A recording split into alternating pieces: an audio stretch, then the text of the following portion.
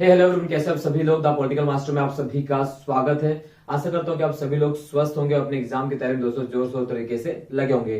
दोस्तों आज इस टॉपिक में हम बात करने वाले हैं बीए ऑनर्स पॉलिटिकल साइंस के फर्स्ट ईयर के फर्स्ट सेमेस्टर के आपका जो पेपर 2 है और पेपर 2 का जो आपका सेकंड चैप्टर जिसका नाम है दोस्तों मूल अधिकार और राज्य की नीति निर्देशक सिद्धांत। और ये इस चैप्टर का दोस्तों पार्ट 2 है। इससे पहले हमने इस चैप्टर का पार्ट 1 कर लिया जिसका लिंक जो है दोस्तों डिस्क्रिप्शन में दे दिया है। अगर आपने नहीं देखा है तो उसे जरूर देखिए। और आज हम बात करने वाले इस चैप्टर का इंपॉर्टेंट टॉपिक, हमने पहले वाले पार्ट में हमने क्या कर लिया था दोस्तों, हमने मूल अधिकार क्या होते हैं, मूल अधिकार का महत्व और उसकी विशेषता हमने आपको बता दी थी और क्यों जरूरी होते हैं। आज हम बात करने वाले जो हमारे मूल अधिकार हैं उनमें कौन कौन से आर्टिकल हैं, कितने हमारे मूल अधिकार उन सभी पर चर्चा करने वाले। यहाँ से भी आपकी परीक्षा में दोस्तों प्रश्न पूछे जाने वाला है। तो आप सभी से रिक्वेस्ट है कि अगर आप हमारे चैनल पर नए हैं तो चैनल को जरूर सब्सक्राइब कर लीजिएगा, बेल आइकन को प्रेस कर लीजिए और सारा काम दोस्तों हम पर छोड़ दीजिए। हम आपको एक मतलब ए टू जेड जितने भी टॉपिक हैं आपके परीक्षा के माध्यम से वो सारा करवाने वाले हैं। नोट्स भी देंगे, पीडीएफ भी देंगे। बस आपको कुछ नहीं करना, आपको चैनल को सब्सक्राइब कर लेना है, बेल आइकन को प्रेस कर लेना है और पूरी वीडियो दोस्तों पूरे ध्यान से देखना है। तो चलिए दोस्तों इस वीडियो को शुरू करते हैं। तो सबसे पहले दोस्तों मैंने आपको बता दिया था कि हम पहले चैप्टर जब पढ़े थे कि भाई मौलिक अधिकार कितने होते, तो मैंने आपसे कहा था कि भारतीय संविधान के जो मूल संविधान है तो मूल संविधान में 7 मौलिक अधिकार थे, राइट। ठीक है, मूल संविधान में 7 मौलिक अधिकार थे। बाद में एक मूल अधिकार को समाप्त कर दिया गया, उसकी चर्चा हम अभी करने वाले हैं। तो अभी जो 6 वर्तमान में जो 6 मौलिक अधिकार बचे हैं वो उसमें कौन कौन से आर्टिकल आते हैं, कौन कौन से अनुच्छेद हैं, उन पर हम चर्चा करने वाले हैं दोस्तों। तो सबसे पहले बात करते हैं दोस्तों समानता का अधिकार। जी हाँ, समानता का अधिकार कहां से कहां तक दिया गया, अनुच्छेद 14 से 18। वैसे तो भारतीय संविधान के अगर मूल अधिकार की बात करें तो भारतीय संविधान का जो मूल अधिकार है वो भाग 3 में अनुच्छेद 12 से 35 तक में दिया गया। कहां तक दिया गया, 12 से 35 तक में। बट दोस्तों 12 किसकी बात करता है, राज्य की बात करता है। और 13 बात करता है कि विधानमंडल या संसद के कोई ऐसी विधि नहीं बनाएगा जिससे नागरिकों के मौलिक अधिकारों का उल्लंघन हो। अगर कोई ऐसी विधि बनाई जाती है तो वो शून्य घोषित होगी अगर वो मौलिक अधिकारों का उल्लंघन करता है। तो ऐसे में हमारा जो आर्टिकल शुरू होता है अधिकारों का दोस्तों वो होता है अनुच्छेद 14 से। तो 14 की बात करते हैं। 14 में क्या दिया गया दोस्तों, 14 में कहा गया है कि राज्य भारत के राज्य क्षेत्र में किसी व्यक्ति को विधि के समक्ष समता या विधि के समान संरक्षण से वंचित नहीं करेगी। यहाँ विधि के समक्ष समता का मतलब है कि विधि जो है हमारे कानून के सामने सभी लोग क्या है, समान है, चाहे वो अमीर हो चाहे गरीब हो। ठीक है, उनसे किसी प्रकार का भेदभाव या विशेष अधिकार की यहाँ पर समाप्ति हो जाती है। तो ऐसा नहीं होता भाई अगर अमीर आदमी है तो उसे पहले न्याय मिलेगा, उसे ही न्याय मिलेगा, गरीब आदमी को न्याय नहीं मिलेगा। तो आर्टिकल 14 जो समता है, विधि के समक्ष समता, इसमें सभी की समता यानी विशेष अधिकार की समाप्ति की बात की है। और विधि की जो समान समता है दोस्तों वो हमने कहां से लिया है, ब्रिटेन से। ये जो समता वर्ड हमने कहां से लिया है, विधि की समझ समता ब्रिटेन से लिया गया है। दूसरा क्या कहता है, विधि के समान संरक्षण। विधि के समान संरक्षण मतलब है कि भारत के प्रत्येक नागरिक को समान रूप से न्याय प्रदान किया जाए। विधि अगर मान लेते कोई व्यक्ति है वो उसे न्याय के बारे में या उसे न्यायालय के बारे में कुछ भी नहीं पता तो सरकार जो है उसे वो संरक्षण देगी, उसे वकील प्रोवाइड करेगी, क्योंकि वकील हायर करना बहुत महंगा होता है। तो ऐसे में विधि के समाज संरक्षण भी दिया। और विधि के समाज संरक्षण का जो शब्द हमने कहां से लिया, वो लिया है हमने दोस्तों कहां से, अमेरिका के संविधान से। विधि की समझ क्षमता कहां से लिया है, ये ब्रिटेन के संविधान से लिया गया। जबकि विधि के समान संरक्षण जो है वो हमने कहां से लिया, अमेरिकी संविधान से लिया है दोस्तों। तो आर्टिकल 14 क्लियर हो गया। इसी बात पे एक लाइक तो मिलता है दोस्तों। दूसरा है दोस्तों, बात करते हैं आर्टिकल 15। आर्टिकल 15 कहता है धर्म, मूल वंश, लिंग और जन्म के स्थान विभेद। यानी धर्म, मूल वंश, लिंग और जन्म स्थान के आधार पर विभेद। भारत में किसी भी नागरिक के साथ, चाहे वो किसी धर्म से संबंधित हो, किसी भी जाति संबंधित हो, चाहे वो महिला हो चाहे पुरुष हो, किसी भी समाज में रहता हो, उसके साथ किसी प्रकार का भेदभाव नहीं किया जा सकता। उसके साथ इस आधार पर भेदभाव नहीं किया जा सकता कि वो महिला है, उसके साथ इस आधार पर भेदभाव नहीं किया जा सकता कि वो पुरुष है, उसके साथ इस आधार पर भेदभाव नहीं किया जा सकता कि वो एक हिंदू है या वो एक मुस्लिम है या एक सिख है या एक ईसाई है। उसके साथ एक इस प्रकार का भेदभाव नहीं किया जा सकता वो किसी मूल वंश से संबंध रखता हो। तो यानी किसी प्रकार के भेदभाव का निषेध किया गया आर्टिकल 15 में, अनुच्छेद 15 में। क्लियर। चलिए अब आर्टिकल 14, 16 की बात करते हैं। आर्टिकल 16 में लिखा गया है कि लोक नियोजन में अवसर की समानता। राज्य सरकार द्वारा जो राज्य है, राज्य में जितनी भी नौकरी होती है तो उसमें सभी को समान अवसर प्रदान किया जाएगा। समान अवसर मतलब कि सभी को नौकरी प्रदान प्राप्त करने का अधिकार। ऐसा नहीं होगा कि भाई केवल जो एक तबका है या एक उच्च वर्ग है, जैसे प्राचीन काल में होता था कि भाई ब्राह्मण का काम क्या होता था, पठन पाठन करना, दान लेना, दक्षिणा लेना, जबकि शूद्र का काम क्या होता था, तीनों वर्णों की सेवा करना। बट अब ऐसा नहीं होगा। लोक नियोजन में यानी सरकारी कामों में सभी को समानता के साथ अधिकार दिया जाएगा, सभी को अवसर की समानता मिलेगी, सभी नौकरी प्राप्त कर सकते। जैसे एग्जाम्पल के लिए आप लोग किसी भी कॉम्पिटिशन एग्जाम में बैठते हैं तो आपको एग्जाम देना पड़ता है, उसके बाद आपका सिलेक्शन होता है। ऐसा तो है नहीं कि भाई उच्च वर्ग है तो वो बिना एग्जाम दिए क्या हो जाएगा, उसको नौकरी लग जाएगी, ऐसा बिल्कुल भी नहीं। तो इसे कहते हैं आर्टिकल 16 में लोक नियोजन में अवसर की समानता। दोस्तों आप इस तरह पूरा लिखोगे, आपको एग्जाम में तभी पूरे नंबर मिलेंगे दोस्तों, क्योंकि DU दिल्ली यूनिवर्सिटी, इग्नू, और अगर हम बात करें सभी एग्जाम में आपको कोई भी क्वेश्चन अगर पूछा जाता है तो उसको फुल एक्सप्लेनेशन के साथ आपको लिखना होता है, अन्यथा नंबर काट लिए जाते हैं। तो ये सारी चीजें बहुत जरूरी, बहुत इंपॉर्टेंट भी है। अगला आर्टिकल है अस्पृश्यता का।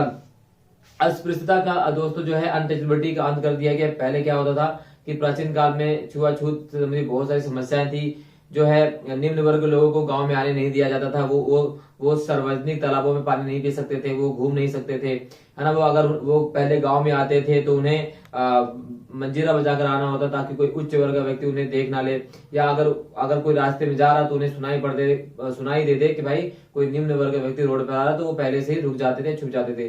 तो ये जो भेदभावपूर्ण नीतियां थी, उन भेदभाव नीतियों के खिलाफ जो है इस अस्पृश्यता को यानी एक कह दिया कि भाई अब भारत में किसी प्रकार को अस्पृश्यता नहीं होगी, यानी हर व्यक्ति कहीं भी जा सकता है, घूम सकता है, पानी पी सकता है, कहीं भी रह सकता है, उसके साथ किसी प्रकार कोई भी छुआछूत से संबंधित भावनाएं उत्पन्नित नहीं की जाएगी। हालांकि आर्टिकल 17 को ना तो संविधान में इसका उल्लेख किया गया सही प्रकार से, और ना ही दोस्तों विधिक रूप से इसको उल्लेख किया गया है। क्लियर।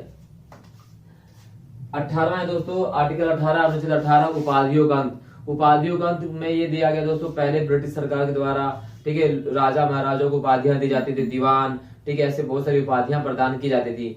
अब ऐसी कोई उपाधि प्रदान नहीं की जाएगी, ना ही कोई ऐसी उपाधि कोई अपने नाम के आगे लगा सकता है। हाँ, सेना से संबंधित जो उपाधि होती है, मेजर, जनरल, कर्नल, ये आप लगा सकते हैं। और साथ ही साथ दोस्तों जो भारत सरकार द्वारा जो उपाधि प्रदान की जाती है, पद्म भूषण, पद्म विभूषण, ठीक है, ये सारी चीजें आप नहीं लगा सकते।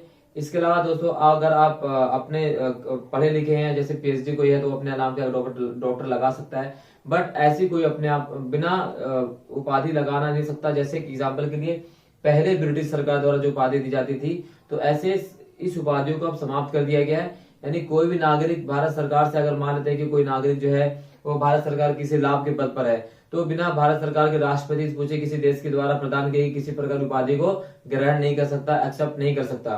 तो इससे अगर ऐसा कुछ करता है तो दोस्तों उसकी नागरिकता को भी समाप्त किया जा सकता है। यानी सभी प्रकार की जो उपाधियां होती थी राजा महाराजा की, इन सभी दीवान की, इन सभी प्रकार की जो उपाधियों को समाप्त कर दिया गया।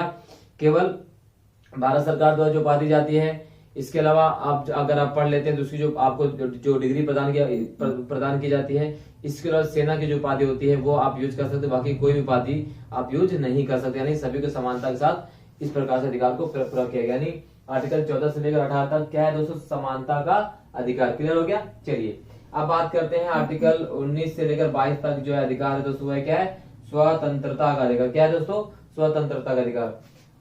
तो अनुच्छेद 19 क्या कहता है दोस्तों, अनुच्छेद 19 में एक आ गया कि सभी नागरिकों को 6 अधिकार होंगे। यानी भारतीय संविधान का आर्टिकल 19 6 प्रकार की स्वतंत्रताओं की बात करता है। वो 6 प्रकार की स्वतंत्रता क्या है, हालांकि पहले 7 प्रकार की स्वतंत्रता थी। पहले 7 प्रकार की स्वतंत्रता की बात करता था आर्टिकल 19, अब कितनी बात करता है दोस्तों, अब बात करता है 6 प्रकार की स्वतंत्रता की। जैसे भारत के प्रत्येक नागरिक कहीं भी उसे क्या है, अभिव्यक्ति की स्वतंत्रता का अधिकार है। दूसरा क्या है, वो कहीं भी घूम सकता है, आचरण कहीं भी आ जा सकता है। तीसरा कहीं भी रह सकता है, ठीक है, संघ बनाने की स्वतंत्रता। चौथा है, पांचवा है कहीं भी किसी भी स्थान पर व्यापार कर सकता है। और छठा इसी प्रकार से दोस्तों कि वो अपनी अभिव्यक्ति और आंदोलन करने की उसके पास क्या स्वतंत्रता है। तो ये 6 प्रकार की स्वतंत्रता का संरक्षण कौन करता है, आर्टिकल 19। एक और स्वतंत्रता थी वो संपत्ति बेचने और खरीदने की स्वतंत्रता, उसे अब समाप्त कर दिया गया है। ठीक है, आर्टिकल जो है जो 7वां प्रकार की स्वतंत्रता थी दोस्तों, उसे समाप्त कर दिया गया, जो थी संपत्ति खरीदने और बेचने की स्वतंत्रता, अब उसे समाप्त कर दिया गया है 44वें संविधान संशोधन के द्वारा 1978 में। ठीक है, अब कुल 6 प्रकार की स्वतंत्रता जो है संरक्षण प्रदान करता है आर्टिकल 19। क्लियर। चलिए दोस्तों, इसी प्रकार से अनुच्छेद 20 क्या कहता है, अनुच्छेद 20 कहता है अपराधों के लिए दोष सिद्ध के संबंध में संरक्षण। यानी अगर कोई अपराधी है वो तब तक दोषी सिद्ध नहीं हो सकता जब तक न्यायालय ने उसे दोषी ना ठहराया हो। ठीक है, इसके साथ साथ एक अपराधी को एक ही सजा के लिए या एक ही जुर्म के लिए 2 बार सजा नहीं दी जा सकती है। तो ये अपराधों के लिए दोष सिद्धि का संरक्षण दिया गया है। आर्टिकल 20 में कहा गया दोस्तों। आर्टिकल 21 कहता है कि प्राण एवं दैहिक स्वतंत्रता। प्राण एवं दैहिक स्वतंत्रता, आर्टिकल 21 कहता है कि किसी व्यक्ति को इसकी जीवन की स्वतंत्रता का हनन नहीं किया जा सकता, और अगर केवल कैसे किया जा सकता, वो भी संवैधानिक प्रक्रिया और कानूनी प्रक्रिया के आधार पर, यानी और कोई विधि के माध्यम से किसी प्रकार के व्यक्ति के जीवन की स्वतंत्रता का हनन नहीं किया जा सकता है। प्रत्येक व्यक्ति के अपने जीवन की स्वतंत्रता का अधिकार है मेरे दोस्तों। क्लियर। इसी प्रकार से बात करते हैं दोस्तों आर्टिकल 21 क्लोज ए, वो है क्या दोस्तों, वो है शिक्षा का अधिकार। जहाँ आर्टिकल 21 क्लोज क्या है, शिक्षा का अधिकार। तो आर्टिकल 21 क्लोज क्या बात करता है, शिक्षा का अधिकार। हालांकि पहले ये हमारा मौलिक अधिकार नहीं था, पहले राज्य के नीति निर्देशक सिद्धांत है। जी हाँ दोस्तों, शिक्षा का अधिकार क्या कहता है कि भारत का प्रत्येक नागरिक जिसकी उम्र 6 से 14 वर्ष है उसे निःशुल्क शिक्षा की बात की गई है, यानी 6 से 14 वर्ष तक बच्चों को सरकार द्वारा निःशुल्क शिक्षा का अधिकार प्रदान किया गया है। और ये जो निःशुल्क शिक्षा दोस्तों केवल विद्यालय स्तर तक है, ये उससे आगे स्तर तक नहीं, यानी 14 वर्ष तक के बच्चों को ही निःशुल्क शिक्षा प्रदान की जाएगी। और पहले जो निःशुल्क शिक्षा का जो प्रावधान था दोस्तों, पहले भाग 4, पहले क्या था, ये हमारा मौलिक अधिकार नहीं था, पहले भाग 4 में दिया गया था आर्टिकल 45 में। ठीक है, भाग 4 में अनुच्छेद 45 में 45 में दिया गया था। इसे नाम था इसका राज्य के नीति निर्देशक सिद्धांत। बाद में इस नीति निर्देशक सिद्धांत को दोस्तों क्या कर दिया गया, मौलिक अधिकार में कन्वर्ट कर दिया गया। ठीक है, अभी जब हम राज्य के नीति निर्देशक सिद्धांत वर्सेस मौलिक अधिकार पढ़ेंगे तो इसको वहां पर दोस्तों अच्छे से एक्सप्लेन करेंगे। बट अभी यहाँ पर आपको समझ लेना है कि ये है क्या, पहले ये क्या था, नीति निर्देशक सिद्धांत, अब क्या हो चुका है, मौलिक अधिकार हो चुका है। आर्टिकल 21 को लीजिए, यानी भारत के प्रत्येक नागरिक जिसको उम्र 6 से 14 वर्ष तक बीच है उसे निःशुल्क शिक्षा अधिकार दिया गया है। इसी प्रकार है कुछ आर्टिकल 22, आर्टिकल 22 क्या कहता है, कुछ दशाओं में गिरफ्तारी संरक्षण। तो कुछ दशाओं में जो है गिरफ्तारी से संरक्षण का प्रावधान भी आर्टिकल 22 में किया गया है। क्लियर। चलिए, ये हो गया हमारा स्वतंत्रता का अधिकार, यहाँ क्लियर हो जाता है। अब बात करते हैं हमारे तीसरे मौलिक अधिकार, जिसका नाम है दोस्तों शोषण के विरुद्ध अधिकार। क्या है, शोषण के विरुद्ध अधिकार। तो शोषण के विरुद्ध का जो अधिकार है वो कहाँ दिया गया, आर्टिकल 23 और 24 में दिया गया है। तो आर्टिकल 23 क्या बात करता है, बलात् श्रम का प्रतिषेध। बलात् श्रम का मतलब होता है कि किसी भी व्यक्ति को जबरदस्ती काम पर नहीं रखा जा सकता, या उससे बेगारी नहीं करवाई जा सकती, या कह सकते हैं यहाँ पर महिलाओं को खरीदा बेचा नहीं जा सकता, पुरुषों को खरीदा बेचा नहीं जा सकता है, बालकों की तस्करी नहीं की जा सकती, वेश्यावृत्ति में जबरदस्ती धकेला नहीं जा सकता। तो ये बलात् यानी जो है ना, बलात् यानी कह सकते हैं कि बलपूर्वक काम करना, बेगारी करवाना, बधुआ मजदूरी करवाना, ये सभी चीजों का क्या कर दिया गया दोस्तों, निषेध कर दिया गया आर्टिकल 23 में। यानी भारत का कोई भी, यहाँ पर सरकार और व्यक्ति को भी दिया गया है, सरकार और व्यक्ति कोई जबरदस्ती किसी से काम नहीं करवा सकती। ठीक है, किसी को खरीदा बेचा नहीं जा सकता, किसी से वेश्यावृत्ति नहीं करवाई जा सकती, किसी की खरीद फरोख्त नहीं किया जा सकता, किसी से बेगारी नहीं करवाई जा सकती। इन सभी का निषेध करता है आर्टिकल 23। इसी प्रकार से तो आर्टिकल 24 क्या कहता है, कारखानों आदि में बच्चों के नियोजन का प्रतिषेध। तो कारखानों आदि में बच्चों के नियोजन का प्रतिषेध है कि ऐसे किसी भी कारखानों में बच्चों को नहीं लगाया जाएगा जहां से बच्चों की मानसिक विकास, शारीरिक विकास ना हो पाए। ठीक है, जैसे रेलवे में, सीमेंट कारखानों में नहीं लगाया जा सकता, नहीं 14 साल से कम उम्र के बच्चों को काम पर लगाया नहीं जा सकता। हाँ, एक्सेप्शनल ये है कि वो काम ऐसा ना हो जिससे बच्चों की विकास बाधित हो, या वो बच्चा अपने घर का अकेला हो, या ऐसे में फिर भी अगर बच्चा वो काम करता है तो जहां वो काम करता है तो उसकी जिम्मेदारी होगी कि उसका जो मूल अधिकार है, मौलिक अधिकार शिक्षा का, वो वंचित ना हो जाए। आप लोग हमेशा देखते हो होटलों पर, तरह तरह की जगहों बच्चे काम करते हैं, तो ऐसे वो एक प्रकार का दोस्तों उन बच्चों का मौलिक अधिकार का हनन है, क्योंकि उनका उस समय अधिकार क्या होता है, शिक्षा का, पढ़ाई करने जो उनसे वंचित किया जाता है। तो अगर आप अपने आसपास कभी किसी को देख रहे हो कि उन्हें जबरदस्ती काम करवाया जा रहा है, या उन्हें जबरन मजदूरी करवाई जा रही है, या ऐसे किसी हानिकारक जगहों पर रखा गया जहां उनसे उनके स्वास्थ्य पर बुरा प्रभाव पड़ता है, तो आप भी इस अधिकार का प्रयोग कर दोस्तों उस व्यक्ति से पूछताछ कर सकते हैं, या उसकी शिकायत भी दर्ज करवा सकते हैं। दोस्तों ऐसा जरूर कीजिए, क्योंकि आसपास में आपने बहुत ऐसा देखा होगा। ठीक है दोस्तों, चलिए आर्टिकल यानी शोषण के विरुद्ध अधिकार भी हो गया, यानी 3 हमारे मौलिक अधिकार हो चुके हैं। अब चौथा हमारा मौलिक अधिकार दोस्तों है धर्म की स्वतंत्रता का अधिकार। धर्म की स्वतंत्रता का अधिकार जो है दोस्तों वो आर्टिकल 25 से 28 तक है। कहां तक है, आर्टिकल 25 से 28 तक। तो आर्टिकल 25 क्या कहता है, अंतःकरण की और धर्म को अबाध रूप से मानने, आचरण और प्रचार करने की स्वतंत्रता। भारत का प्रत्येक नागरिक, ठीक है, किसी भी धर्म को मान सकता है, ठीक है, उसका आचरण कर सकता है और प्रचार कर सकता है। हाँ, क्या कर सकते हैं दोस्तों, किसी भी धर्म को मान सकता है अबाध रूप से, उसका आचरण कर सकता है, उसका प्रचार कर सकता है, ये हमारा मौलिक अधिकार है। अब मान लेते हैं यहाँ पर आचरण करने मतलब दोस्तों की वो अपने हिसाब से मान लेते हैं कि हमें दिन भर में पूजा करना है, तो अगर हमें जबरदस्ती पूजा नहीं करवाया जा सकता या जबरदस्ती नमाज पढ़वाया नहीं जा सकता, हमारा मन है हम अपने भगवान की अपने हिसाब से पूजा अर्चना करेंगे। कोई दूसरा व्यक्ति हमें नहीं बताएगा भाई तरीका कि आपको ऐसे पूजा अर्चना करनी। हमारे अंतःकरण की स्वतंत्रता पूरी है, हमारे धर्म की पूरी तरह से आजादी है। हम पर कोई जोर जबरदस्ती से हमारे धर्म का पालन करने की जिम्मेदारी हमें नहीं दे सकता है, आर्टिकल 25 कहता है। इसी प्रकार से धार्मिक कार्यों को प्रबंधन करने की स्वतंत्रता, भारत के प्रत्येक नागरिक को या धर्म को अपने धार्मिक कार्यों को प्रबंधन करने की स्वतंत्रता दी गई है। आर्टिकल 26 कहता है, 27 कहता है, किसी धर्म की अभिवृद्धि के लिए करों के संदाय के बारे में स्वतंत्रता। यानी किसी भी धर्म को करों संदाय के बारे में स्वतंत्रता मतलब ये दोस्तों कि किसी धर्म की वृद्धि के लिए सरकार द्वारा जो टैक्स देते हैं, टैक्स का पैसा उस संस्थान में नहीं लगाया जा सकता किसी विशेष धर्म को समृद्धि या बढ़ाने के लिए। यानी जो आम नागरिक टैक्स देती है, उस टैक्स का पैसा सरकार राज्य किसी विशेष धर्म को आगे बढ़ाने के लिए खर्च नहीं कर सकते, इसका मतलब ये है, ठीक है। कुछ शिक्षा संस्थानों में धार्मिक शिक्षा, धार्मिक उपासना में उपस्थित होने की स्वतंत्रता। जो भी शिक्षण संस्थान है, अगर मान लो शिक्षण संस्थान में अगर सरकार का पैसा, टैक्स का पैसा नहीं लगाए, तो ऐसे शिक्षण संस्थान अपने धार्मिक प्रचार कर सकते हैं, अपने धार्मिक स्वतंत्रता की उपासना कर सकते हैं। बट अगर किसी शिक्षण संस्थान में मतलब अगर किसी कॉलेज में राज्य सरकार का या केंद्र सरकार का पैसा लगा है, तो वहां पर किसी प्रकार के धार्मिक कार्यों का आयोजन नहीं करवाया जा सकता है दोस्तों। तो ये हमारा है आर्टिकल 25 से लेकर 28 तक धर्म की स्वतंत्रता का अधिकार, ठीक है। इसी प्रकार से हमारा जो है दोस्तों मौलिक अधिकार नंबर 5 क्या है, संस्कृति एवं शिक्षा संबंधी अधिकार।